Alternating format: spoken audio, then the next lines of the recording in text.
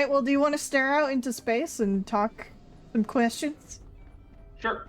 Alright, I'm gonna go stare out into space. So the first question for you is, why did you accept the invite? Why are we doing this today? Um, why are we doing this today?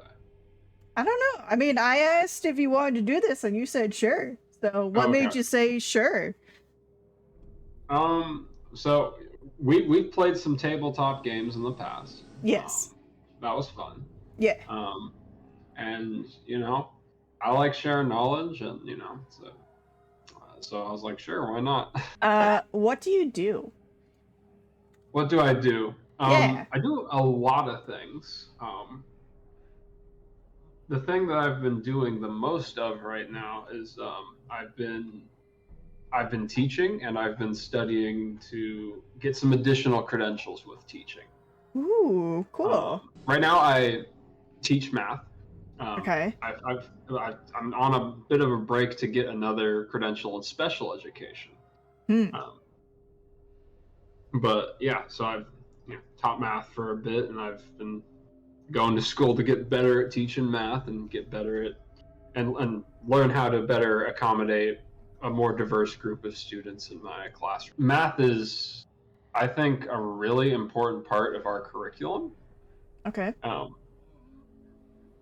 And is something that I'm decent at. Mm-hmm.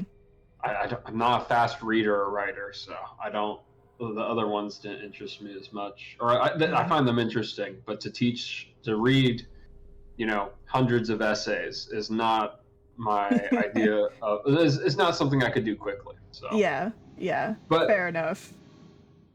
math is really important in our curriculum. It does things that no other classes, like curriculum-wise, do.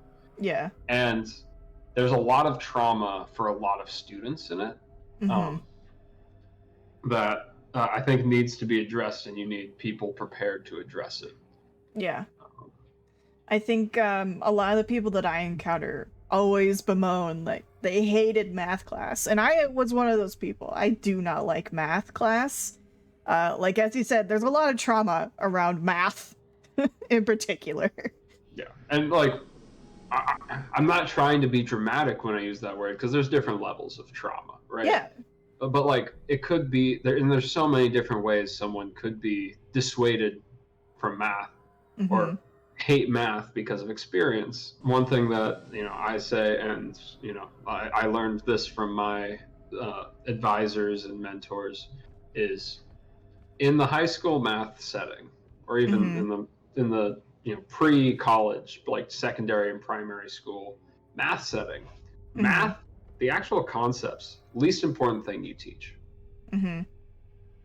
The most important things you teach in a math class is how to reason abstractly and how to learn something you've never learned before. And then there's also a bit of academic vocabulary, which you don't get in other places. It's very satisfying to teach math because aha moments are really snappy. Nice. I'm glad you are satisfied with that. Yeah.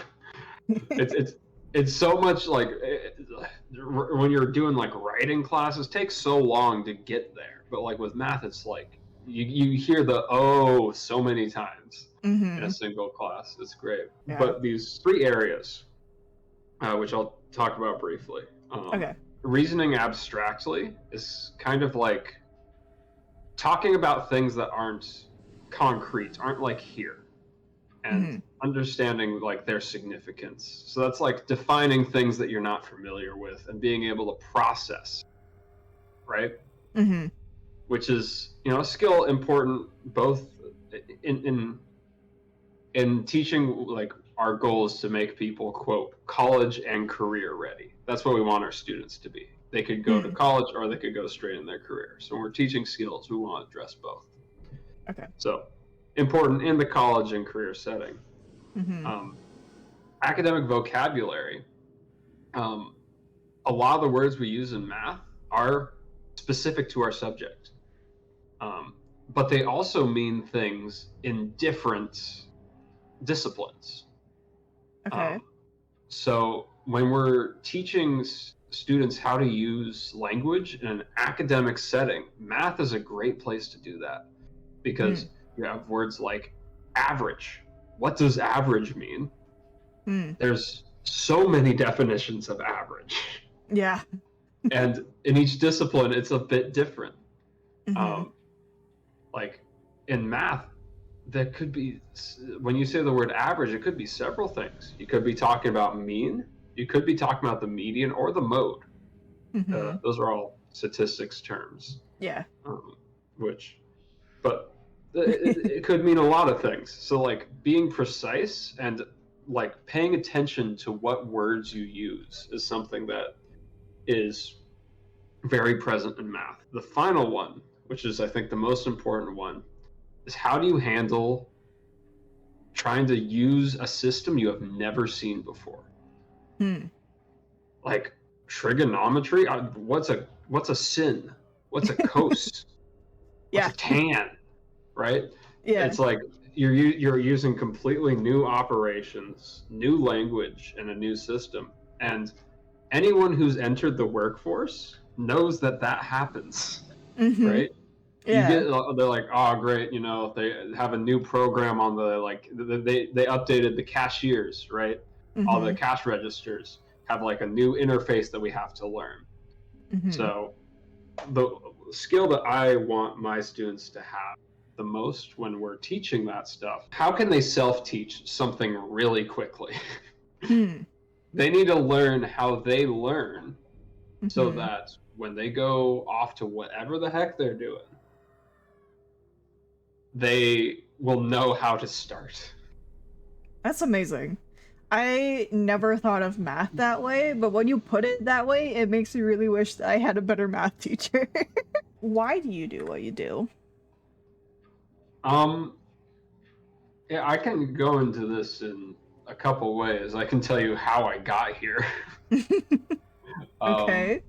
I could tell you, what motivates me to get up. I could explain why I got here. I guess that makes sense.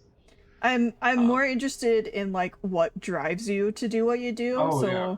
like I would really like to hear about your motivation if that's something you're okay with sharing. Oh, 100%. Teaching is like, I like the routine of teaching. You know kind of what you're getting into, and it's hard. I mean, teaching is like one of those jobs that you still gotta wake up at 5 a.m. to get there before all the students do, and you gotta leave late. So you leave around 4. Well, like you wake up at 5 and you get home at like 6 or 7 p.m. You're out for the entire day. Yeah. But when I'm in the classroom working with students, talking, and it does fill me with energy. Like it's very motivating to see students develop these skills. When you've like studied like child development, like I have, like you see all the signs, and you see like students that you've been working with all year, and once you get to a certain point, you start seeing them like go through their entire like high school career, and watch them develop into a person who will be voting, who will have some sort of impact on the world. Do you make things? Do I mean, I make lesson plans. That works. A lot. I make a lot of things. That's one of I have a couple hobbies. Okay. But I mean, for my job, I make things. Okay. I make worksheets. I make interactive activities.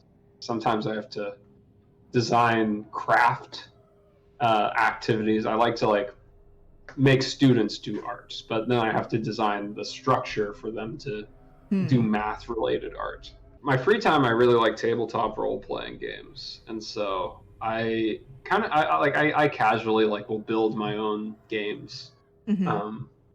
Like just mess around with systems I think are fun. I don't publish them because that's not the part that I enjoy. Yeah. Once I've made something, I'm happy to have it. Um, Just to keep it's it. yeah. I don't need praise or need a fan base to Hmm. make me make it worthwhile. Just the action of Yeah. doing it was worthwhile. Why do you make things? The short answer is because I have to. With the lessons plans, yes. Yeah, with the lesson plans, you have to.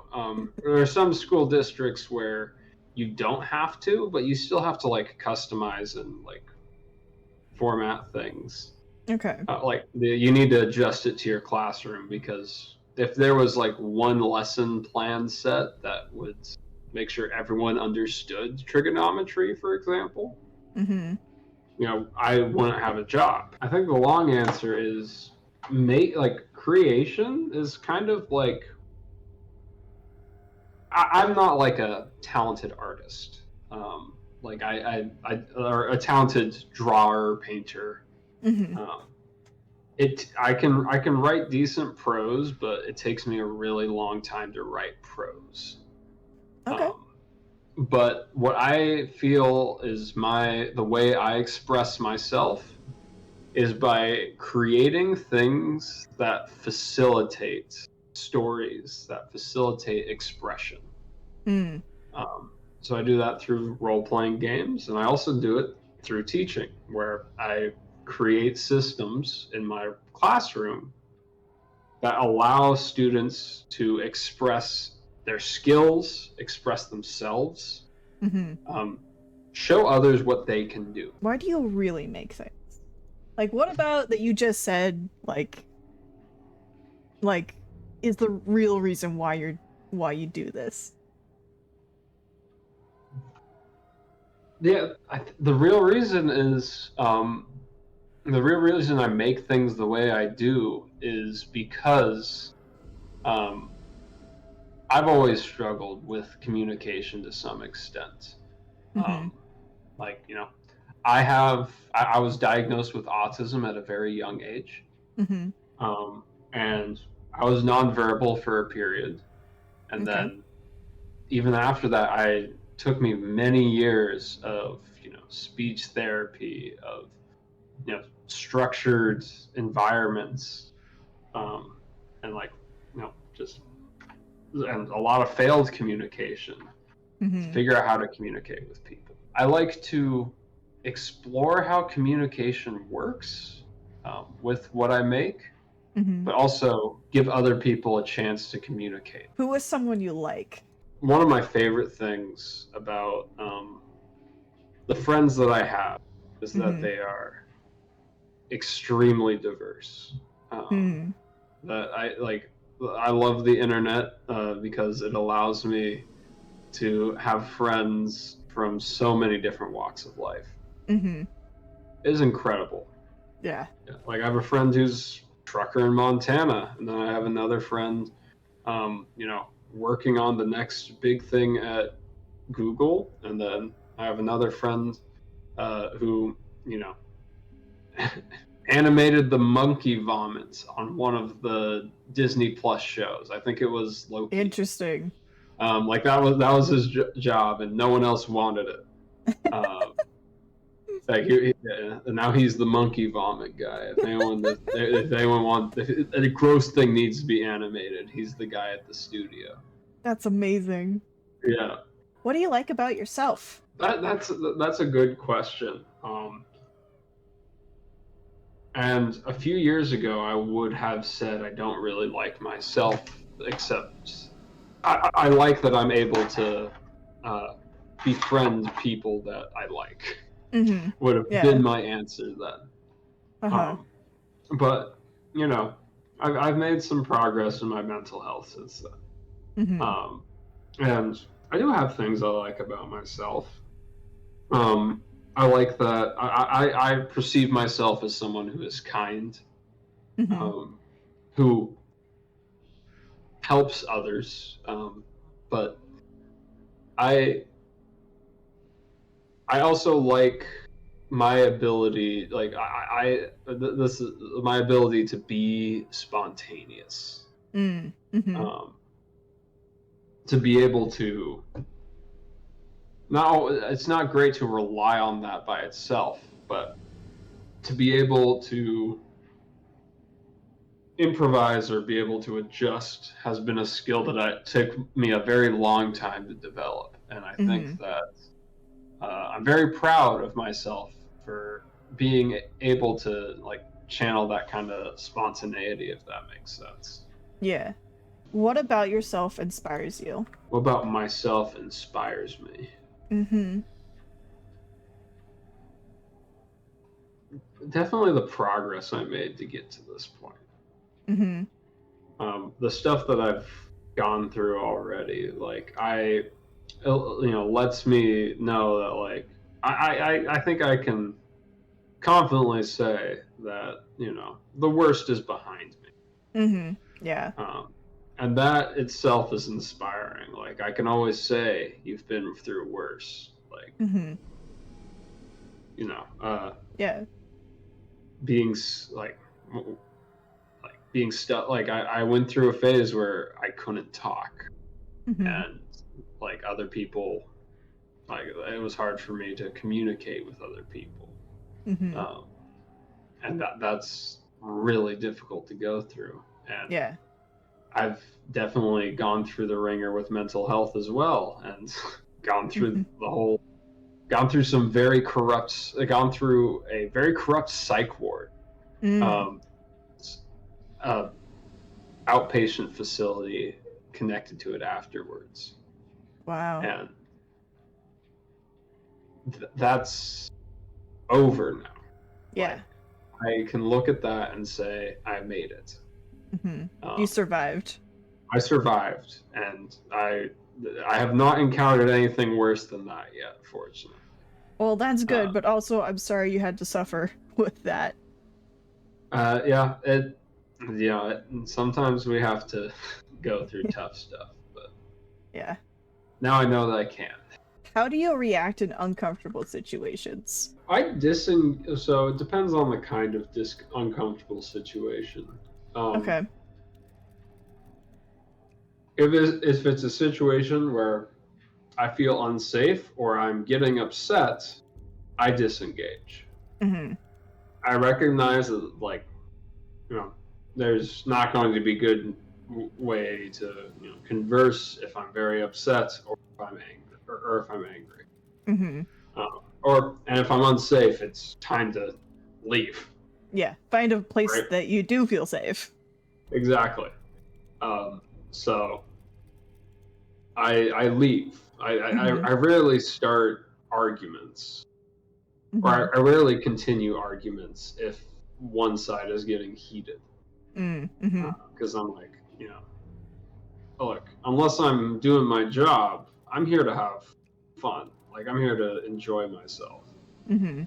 Um, and even when you're angry, like we have procedures for when a student gets really angry, and it is somewhat to disengage.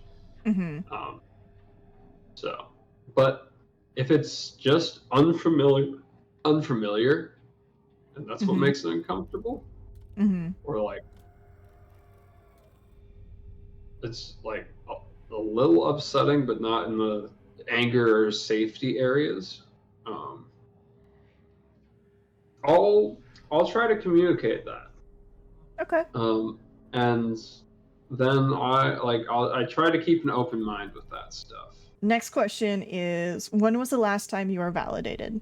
Yesterday, um, Yesterday. yeah, no, no, I've been seeing a romantic interest, Mm. um, and you know, as the first person in a while to just show, what's the word? I don't want to get too explicit here. Like just desire, if that makes Mm. sense. Yeah. Um, Makes you so, feel wanted. yeah, because like I'm a tall bearded white guy. I'm always nervous of that like I look like a creep or that I'm Mm-hmm. making people feel uncomfortable because Mm-hmm. people that look like me have given people like me a bad rap. Yeah. And other people are right in there, reasonable to be concerned. Mm-hmm. Um, so it was nice for someone to tell me that they didn't see that in me, that like I'm not weird for expressing desire and that I am desired. Yeah. That does sound really validating. Kind of like it proves that um I had the words. But yeah, that sounds really validating and like Self-esteem, I think, is the word. yeah, like it proves that you have value and that everything you fear about yourself isn't necessarily true. Who are you? Um, I'm gonna get really close to you now for this one. oh, eye contact. Um, I there's a lot of ways you can identify yourself. Mm-hmm. Um, like I could say like different identities I have. Which I like in terms of identities. I'm a cis man. Mm-hmm.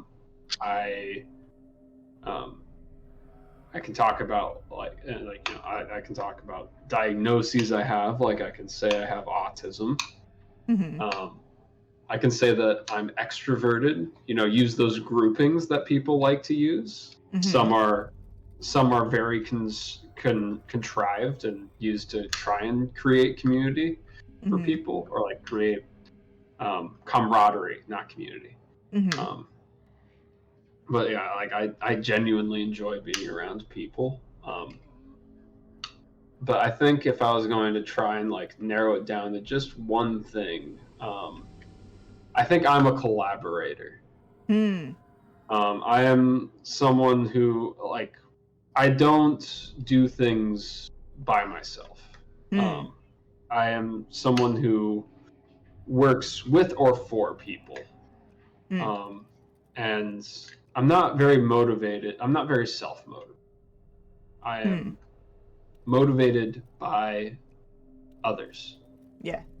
And that's sometimes not great, but it is also an asset in other ways. Mm-hmm. But Yeah. like I don't watch movies unless I'm watching it with someone. Mm-hmm. Um, I stop. I used to love Minecraft, and when people stop playing it, I'm like, I stacking blocks is not as fun by yourself. No. Uh, Yeah. so yeah, I think if I was going to try and describe myself in one word, which wasn't a stipulation you gave, No. uh, I would say that I'm a collaborator. Things have Yeah, changed. It's it's different now. the goo is still there, surprisingly. I Yeah, the thought the goo's goo still was. there. So we last left off with question 13 of who are you? We answered that question. We The next did. question is outside of race, gender, and career, how would you describe yourself? I feel like this is almost a bait and switch with the last question, where they like when they say who are you, they start describing themselves with these.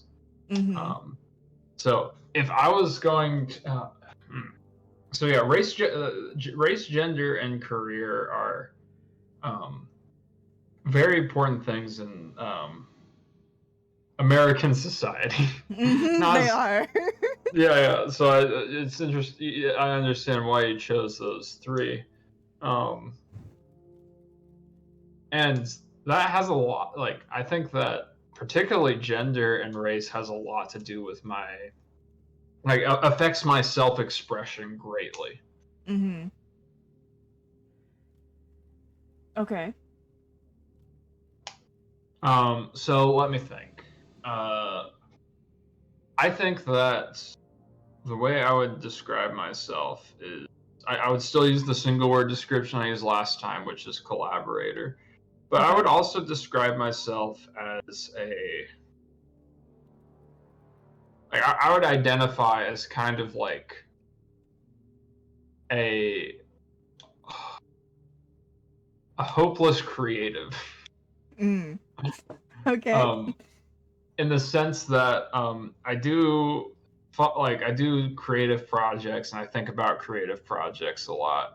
I Mm-hmm. rarely finish them, and they rarely are shown to any like I rarely show them to anyone Mm-hmm. but myself, Mm-hmm. which I don't think is fair to say. It might not. It might that might not be a nice way to look at it because there's people like Emily Dickinson who was definitely a creative and wonderful poet, but no one knew about until her passing. Mm-hmm. Uh, so that may be an inappropriate description, but kind of like I love creativity. I love being surrounded by creativity, Hmm. but I do not express it directly myself. I like to I encourage others to express it. Mm. Um, Okay.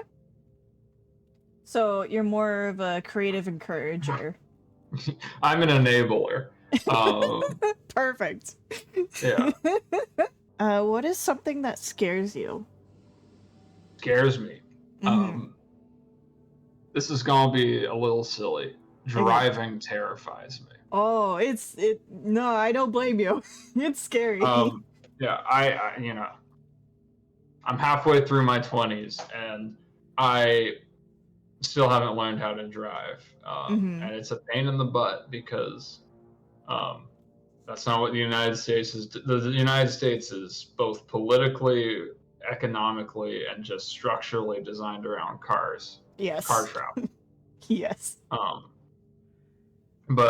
and I don't mind being a passenger, but like the responsibility of being the driver and not only having my life in my own hands, but my passengers, pedestrians, other cars.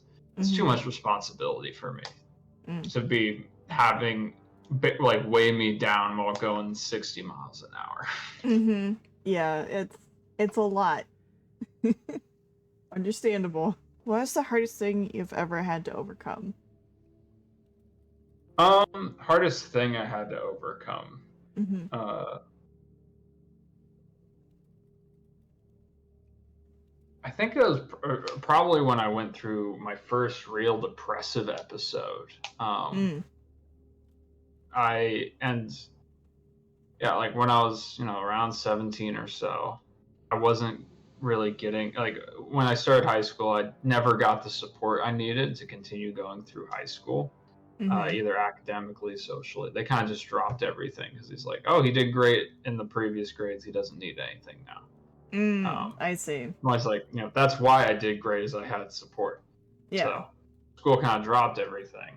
And by senior year, I fell into a really deep depression. And I started getting, therapy, psychiatric help. Mm-hmm. And it made things worse. And I'm not saying people should not get therapy and psychiatric help, but definitely like, set boundaries early. Mm-hmm. Um, Yep. because I told someone about content warning for I don't know the next 5 minutes. I'll talk about suicidal ideation, but not in Okay. like detail of what will Yep. happen. No, It's but all thank right. you. But basically, I told a therapist. Well, actually, I was trying to get into a group therapy session, and during the admittance, the person asked me, do you have thoughts of suicide? Standard question for Yep. therapists to ask. Mm-hmm. If the answer is yes, you tell them yes. And then the follow up to that is, do you have a plan to act on that? Mm-hmm. And me not knowing like the social norms, I'm like, I haven't like made a plan. But if I was going to, now that's not the right answer. Yeah. Do not respond as if it's a hypothetical. They want to know if you're in danger. They want to And know so if I you're like actively considering like actively doing it like maybe tomorrow. exactly. So I told them a plan. And so obviously they had to, go through they had to, commit me to a 5150, which is a 3-day hold in a psychiatric ward. Mm-hmm. The duty to Um, warn and all that stuff. yeah.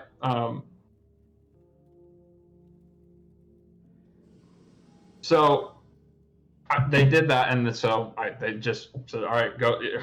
Shit, we gotta take you to the hospital. Yep. It's like, oh, So dang.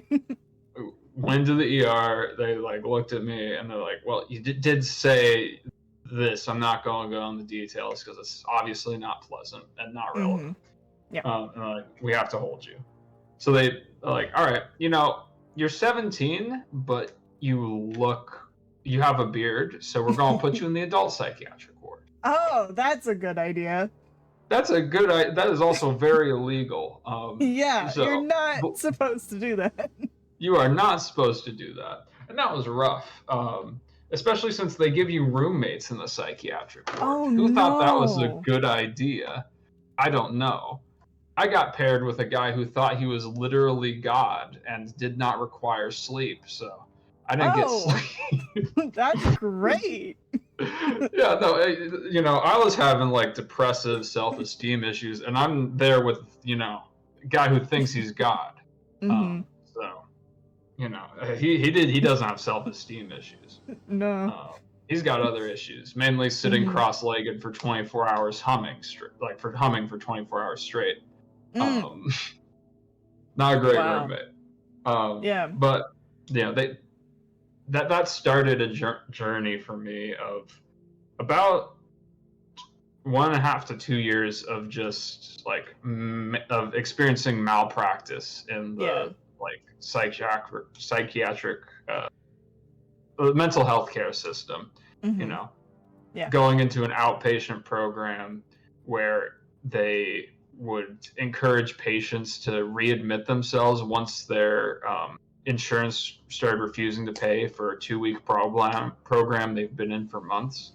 And then having a nurse practitioner, once I stood up for myself and left that program, that was an insurance fraud ring. That's still very much in business somehow. I was seeking getting a therapist and psychiatrist out of that, and instead I was given a nurse practitioner who gaslit me and threatens to hospitalize me again if I told anyone else about my problems. Wow, that's not okay. Yeah, so I'm struggling with mental health, struggling with advocacy, and I'm in a system where where I'm not the one to be believed because I'm the crazy guy. Yeah. It was not a good time. No. That was probably the hardest 2 years of my life. What frustrates you the most about life? I think the thing that frustrates about my life, or just life in general. It could be either or. I think starting in general, the thing that frustrates me most about life is that people offer support to the people who need it. Like most people, offer support to the ones who need it the least. Okay. In my job, we have summer school programs, right? Yeah. And the way those summer school programs work is they're designed to cater to the hey, if you're doing really well in math right now, take the summer program and skip a year of math and get to calculus 1 year early. And that is kind of nonsense. They don't need help. Why are we giving them more help?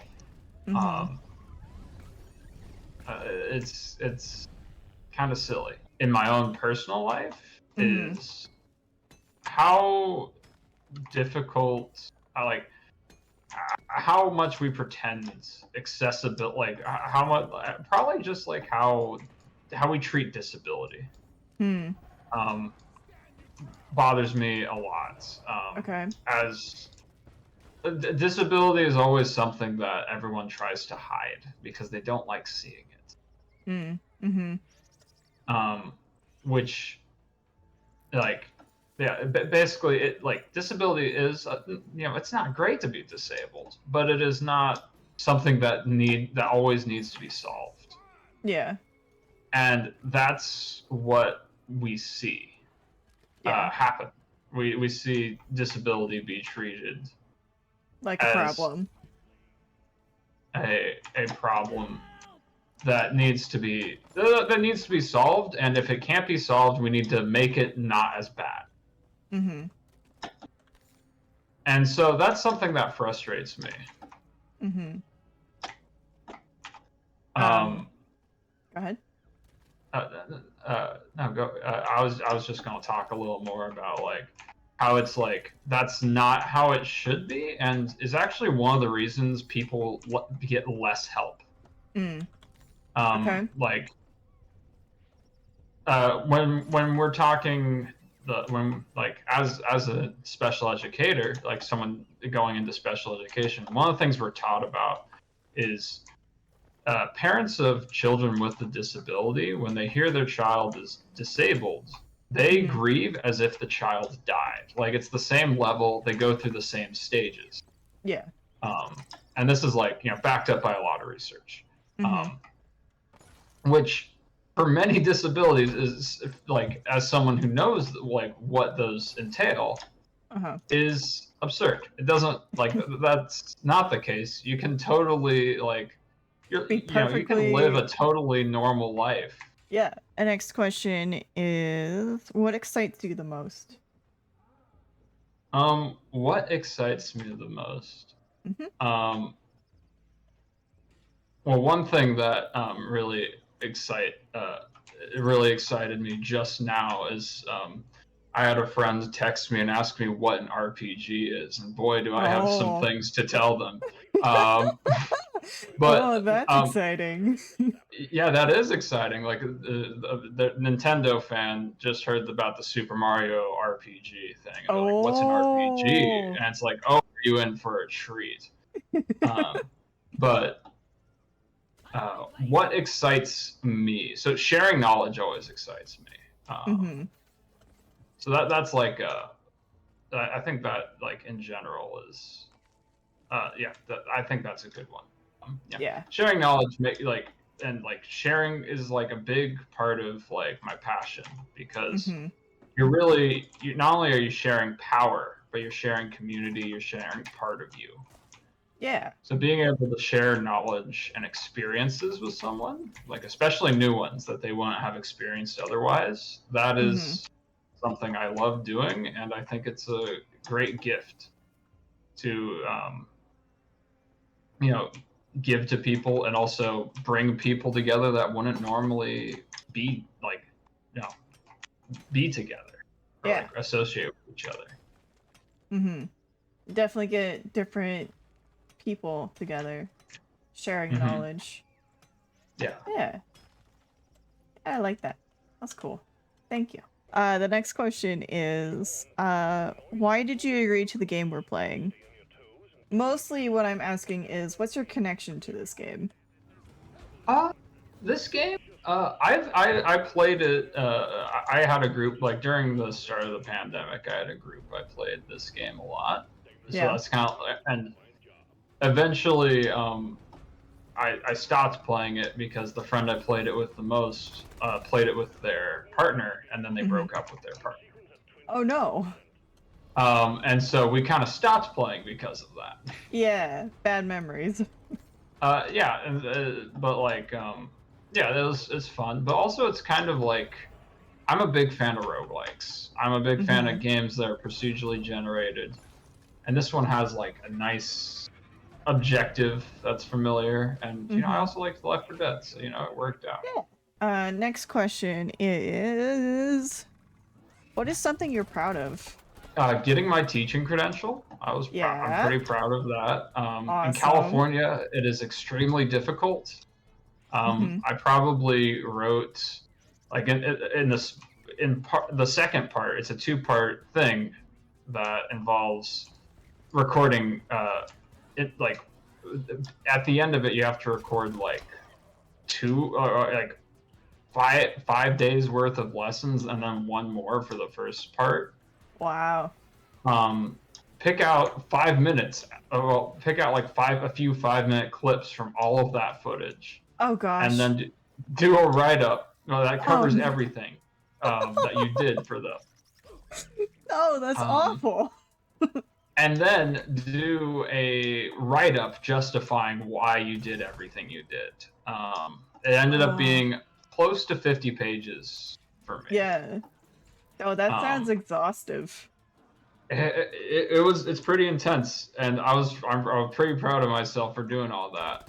Yeah. But at like the senator at time of recording, Gavin Newsom, has like announced how he wants to get rid of it now because we have a massive teacher shortage across the country. There's over 300,000 vacant positions across the country for teaching. Yeah, it's a bad time. Less in my area because we treat teachers better here, but That's like nice. especially in Florida, Oklahoma, where like there's been actual like chicanery going on with politics and administration when it comes to education. But yeah, it's kind of like, man, I did like one of the hardest things I've ever done, and it's like future generations aren't going to have to do that, which is probably a good thing. I don't gatekeep. But I don't also... want people to, yeah. But like, there's gonna be people learning a lot more in the field when it comes to future teachers. I hope so. The next question is, what is your most prized possession and why? Ooh, that's interesting because I just threw out tons of stuff because I moved recently. Yeah. But I still have a lot of mementos. And it changes over the years. I think right now, like one thing that I've always kept on my bookshelves or always visible is I have like basically the complete set of the first edition Advanced Dungeons and Dragons books. Wow. So the first D&D books published, I have pretty much the whole set. I'm missing Fiend Folio, which is kind of rare. But I do have a copy of the Deities and Demigods book, which it's a extremely rare book because it only had like one printing because it has copyrighted characters in it. Oh no! I like to collect work. Like I don't like some of those books are not good. Let me be clear. Yeah. The thing I was getting at is my favorite thing to showcase or favorite thing to have are seminal works. Things that show a change. A big change in literature or a medium or something like that. I like the pieces that change something or were evidence of that. Yeah. They're not, a lot of times they're not that good because they're the first. Yeah. But I find them to be interesting and very important. How do you take care of yourself? How do I take care of myself? When I want a beefy 5-layer burrito from Taco Bell, I get myself a beefy 5-layer burrito from Taco Bell. I see. What is the question you wish for me to ask you? Ask me what I think the best pet is. What's the best pet? Well, that's kind of a difficult question to answer because everyone has different preferences with their pets. But I think that the best pets, like the most underrated pet at least, are rats. Okay. Like fancy rats are what they're called. They're the domesticated rats. They're very, very social animals. Pretty low maintenance, especially if you like cats and dogs. They just need like an hour of playtime. Give them a bowl of food that you just keep full. You don't have to worry about measuring that. Give them water. Take them to the vet when they're sick. They play with each other. If you give them toys, they love toys. They're very social. They love to cuddle. They like to be pets and interacted with. They respond well to human touch. Like they get the dopamine. Interesting. Okay. And they're fun. When are you the happiest? When am I the happiest? When I'm with others, generally, kind of, I think, when I'm with others who are excited to see me. That's like for a while. One of the many reasons I love tabletop RPGs is for a while the only time that I would like meet with others who like were really excited, like were pumped to see me specifically, was in the tabletop RPGs because I was the game master.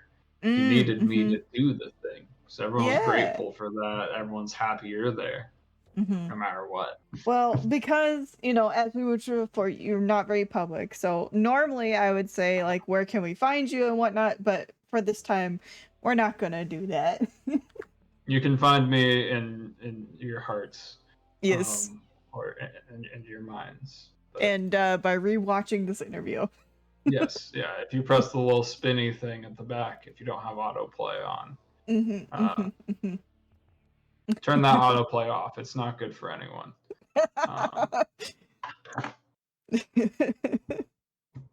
Thank you for your advice and thank you for your time. It's been lovely having you, and I hope that you you know, take care of yourself as you mentioned, and you know, do the work that you want to be doing.